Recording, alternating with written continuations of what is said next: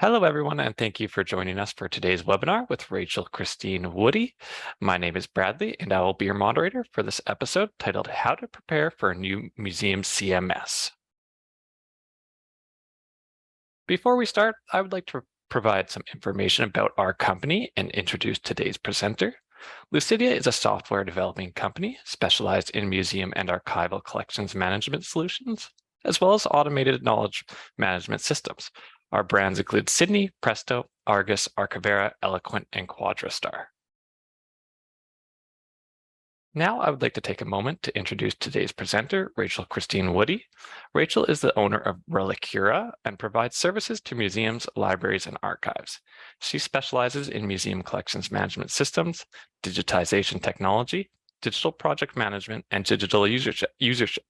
During the course of her career, she has successfully launched multiple digital projects that include advanced digitization technology, collaborative portals, and the migration of collections management information into collections management systems. She is also a popular guest author for Lucidea's Think Clearly blog and has provided us with many great webinars that are listed on our website. So please feel free to check those out after today's session. Take it away, Rachael. Great. Thank you so much, Bradley. Thanks to Lucidea for hosting us today, and thank you very much for attending today's topic. We are going to talk about how to prepare for going into a new collections management system.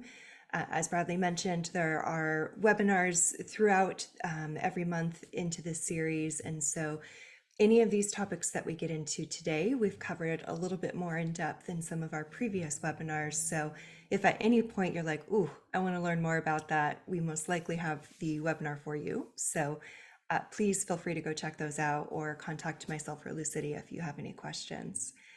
So to get into it, the overview for today is how to gather and evaluate your data for your collections specific to moving into your new Museum CMS.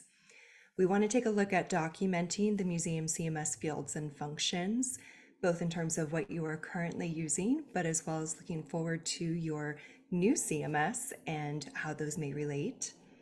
We will also talk about crafting museum workflows that include your CMS, so taking a more holistic, higher level view of what it means to either create metadata or enhance it in regards to your collections and putting it into the CMS.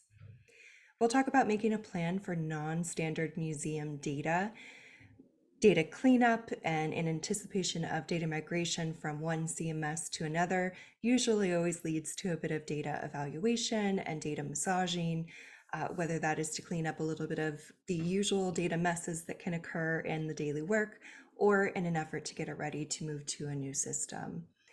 And then we'll cover some additional reading because, of course, the Lucidea's Think Clearly blog also offers coverage of some of these topics in more detail.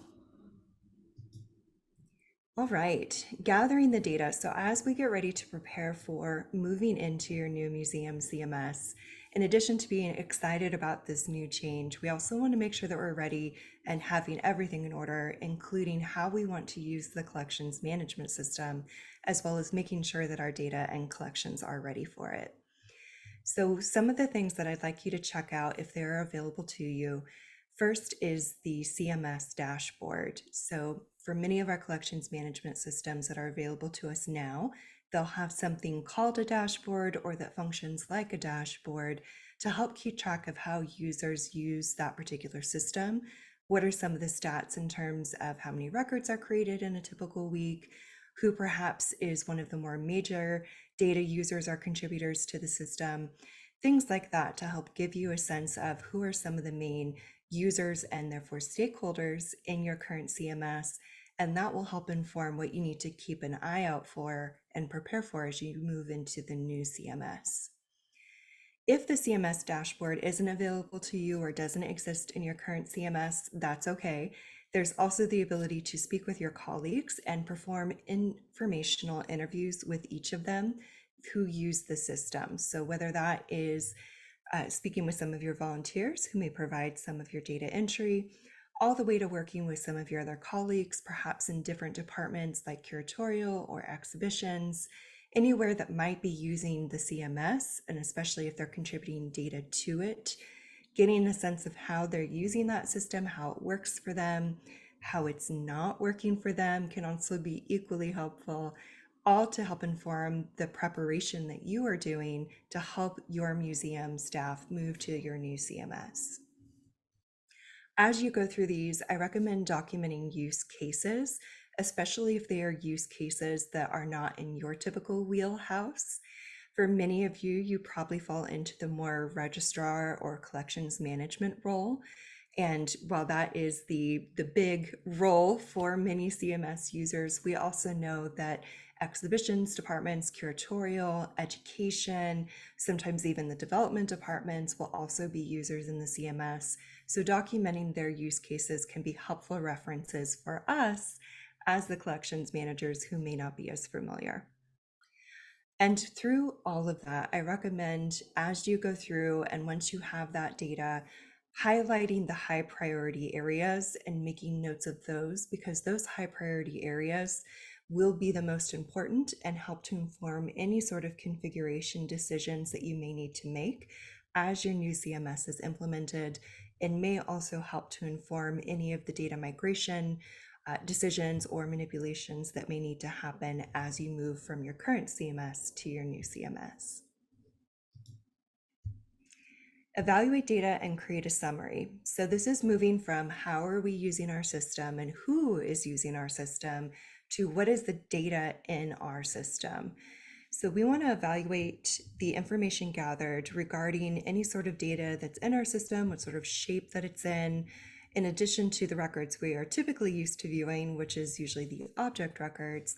There may be donor or accession records that we need to take a look at, as well as any sort of exhibition records if there's the exhibition module available, as well as any sort of inventory control, location movement transport, and any other module facets or functions that may be available and have been used in your current CMS. We want to make sure we highlight the key insights and important information from those aspects. So part of what you did in the previous slide, doing that groundwork of understanding who's using the system and where, we want to make sure we drill down a bit into the data that is in those areas so that we know what the shape of the data looks like and how much there may be. I recommend creating a summary for each of those areas of data. So much like I encouraged you to do when you're speaking with different users of the current CMS and making a summary of use cases of areas you're not familiar with, I'm encouraging you to do the same thing here. So in data areas that you are not as familiar with, getting a snapshot summary of each of those will be helpful reference for you as you make configuration and data migration decisions. Outline any items that will impact or inform your configuration, and especially the impact piece of it. If there's some non-standard data, if there is data that is somewhat broken or disconnected in the current system, if there's data that's in the system that you don't want to migrate to the new system, any areas where there's discrepancies, mistakes, or just data that is not worth or no longer useful to move over. These are all things to identify ahead of time, just to save any headaches or confusion as you do the migration. I recommend noting the high priority areas for record templates. So informed by your informational interviews and informed by the data that you're seeing in the current CMS, where are the heavy use areas and where are the areas where having a standardized record template will help be quite useful. We know that as collection managers and registrars that of course the object record as a template is a great obvious first record template to create, but we may want to make sure that there are templates available in other modules. For example, an exhibition module having a typical exhibition record template or a loan record template that may highlight or require some key fields that your museum typically uses. And finally, keep a list of items you want the workflows to include as we move from an existing CMS to a new CMS. While there may be some things that are intuitively easy to understand from a workflow perspective, there are also the very real technical barriers for people in terms of it's a change from what they're used to. Also, some people learn differently or may have some barriers to feeling comfortable with technology. So for a variety of reasons, it's a good idea to document workflows as they exist in the current system so that we can then translate those workflows to how they apply to that new system. This will help quicker adoption of the new CMS, as well as help your staff, volunteers, etc., feel more comfortable and confident in the data that they're creating. Document fields and function. So while we have standards as a museum field, and while there is a great amount of continuity among different collections management systems, it is still true that each museum is unique and it's unique in its collections, and we all have our quirks in how we use our systems. So too is it that each CMS can be somewhat different, fields are labeled a bit differently, navigation is a bit different, connections between modules can be different. So while much is the same, there's still just enough that is different or that will be a change that is important for us to understand before we start making configuration decisions, and especially before we start migrating our data. So I recommend, as you're looking at your new CMS, get an understanding of that CMS's fields that are available and how those may connect to your existing CMS. I also recommend paying attention to what are the descriptive standards that you are following in your current CMS, or at least to the nearest extent possible, and how those descriptive standards may translate or not to the new CMS. And then finally, the CMS fields that are not standard that you may be using in your current CMS or that you wish to use in the new CMS, documenting those unusual use cases and data examples will be very helpful, especially if you are migrating some of that existing special case data, or if you intend to use special case data but need to make some different configuration decisions for those fields. Recommendations for each of the areas. I recommend labeling the different functions. And when I use the word functions, I'm talking about the accession function of a CMS, the exhibition and loans function of a CMS, the inventory control or movement function of the CMS. These are usually different areas of the CMS, but that all have the ability to interconnect together, especially if it is a particularly robust and well-built collections management system. And it's important to understand each of those functional areas, what their job is, especially as we don't typically span all of those areas, and understanding the required fields for each of those areas. Some of them will be dictated by standards, like we're familiar with the accession objects area that will have standards that we'll use. Other areas, there may be local standards in situ, like with exhibitions and loans. So getting to know those required fields, whether from a standards or a use perspective, will be helpful. I recommend naming each of the fields in your current system and having them separated out by function so that you know each of the areas in your CMS, which functional area you are in, and therefore what are the fields that you're currently using in there. And then mapping that and showing the literal field name to field name translation as well as function. It could be as easy as a one-to-one, like you're in the object record. You have these fields that are required. There's an easy one-to-one object record in the new CMS, required fields. Whereas others may be more complicated. For exhibitions, maybe you're moving to a more complex system. So your existing system, exhibitions and loans, may have just been like one little functional area, and now it may be spanning into a couple areas. So your migration mapping may include a one-to-many function and required fields mapping. Finally, your notes, if any, on what sort of data cleanup may need to happen. This can be something that your new CMS partner, the vendor of that CMS, can help identify for you.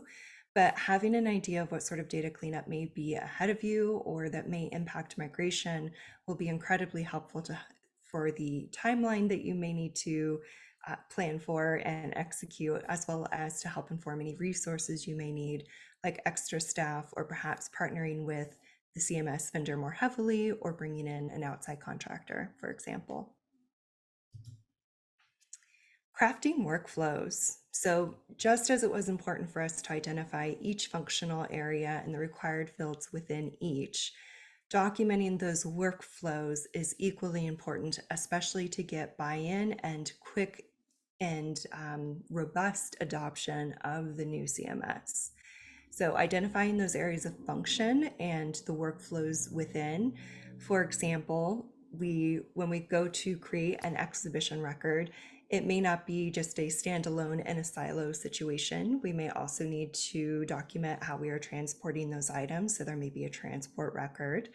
We may also need to order some conservation first or after that exhibition that will be tied to it. So it is entirely possible that you have multiple functional areas and records within each that need to connect. So watching that workflow, getting that documented will be incredibly helpful for your entire team.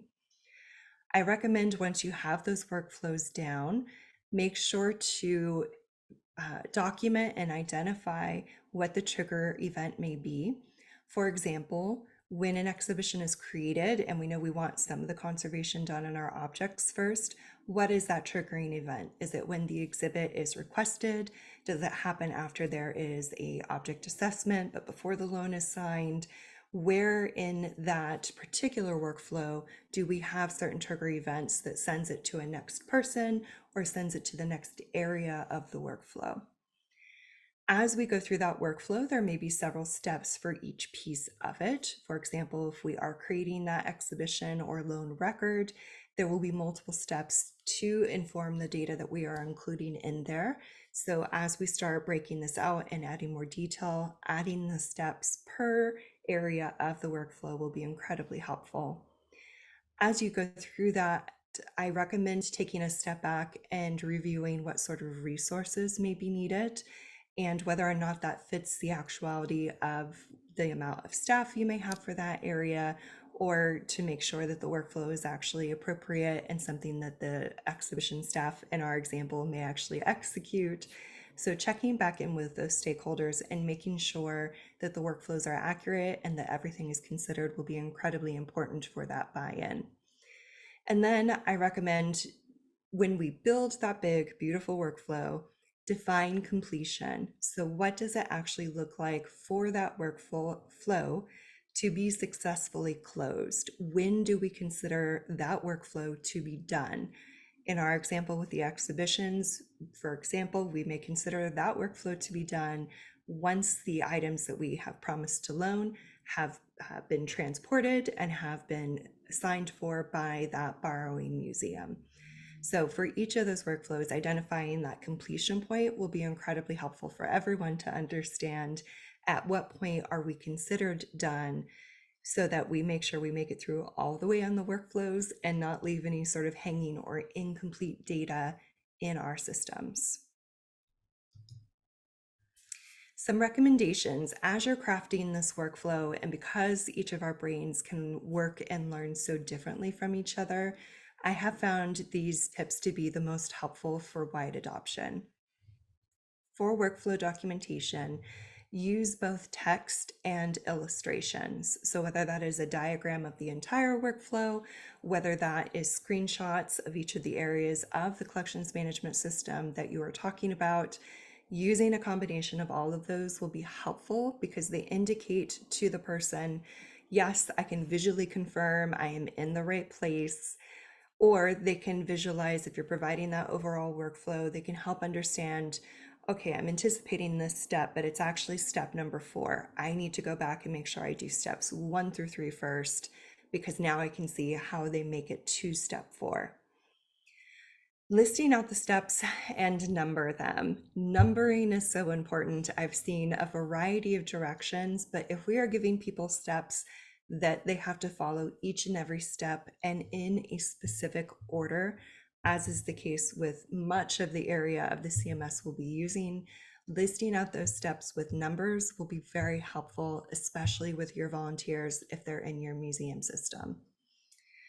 Create that visual of the beginning of the workflow to the end. So giving them that big, beautiful diagram of what each functional workflow will look like for them. Even if the person looking at it is only doing like one piece of that workflow, still having that broader vision of what the entire workflow is will help to inform the decisions that they're making. providing specific instructions on where to find needed items. So as we're cataloging, and especially if you're working with volunteers or people who may not be working in the CMS daily, telling them where they can find information that they will need will help to ensure successful data entry and complete data entry.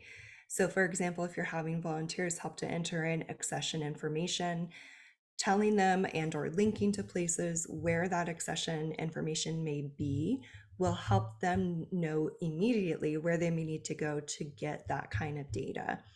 It will also help alleviate any sort of repeated questions you may be asked as your volunteers go through and complete this particular part of their work.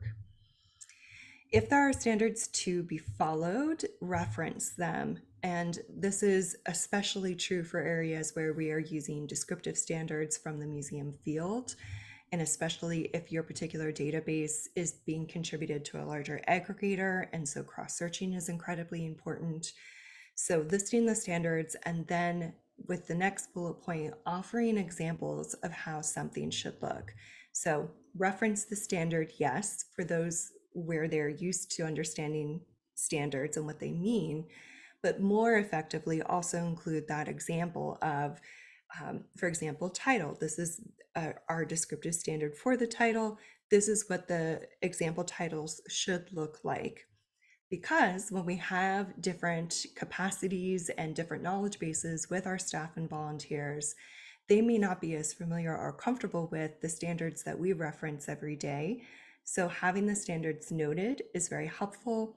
Having the examples after those standards is perhaps the most effective, though, in terms of making sure that data entry happens correctly.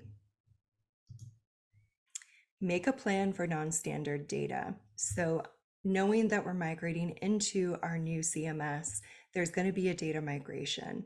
And the previous webinar that we did last month, please go check that out if you have questions about data migration and how to evaluate your current data and how to get it in shape for your new CMS. But overall, for taking a look at our data, we'll need to evaluate and determine when are we doing pre-migration cleanup. So what are the data areas where it cannot migrate properly unless we clean it up first? We'll need to identify what are some of the data areas where, in working in partnership with our new CMS vendor, we can actually do some data manipulation as we're migrating it into the system. This is definitely an area you want to work with your CMS vendor on and make sure you're having clear communication on. And then finally, there may be data where it will make it into the system just fine, so you don't need to force or try and fit in pre-migration cleanup. But in order for your system to work the most optimally, and in order for your data to be correct, etc., you'll want to prioritize that post-migration cleanup. Sometimes it is actually even easier to do the post-migration cleanup when you're in your new CMS, because if you're moving to a new CMS, that usually is because the new CMS has bigger and better functionality.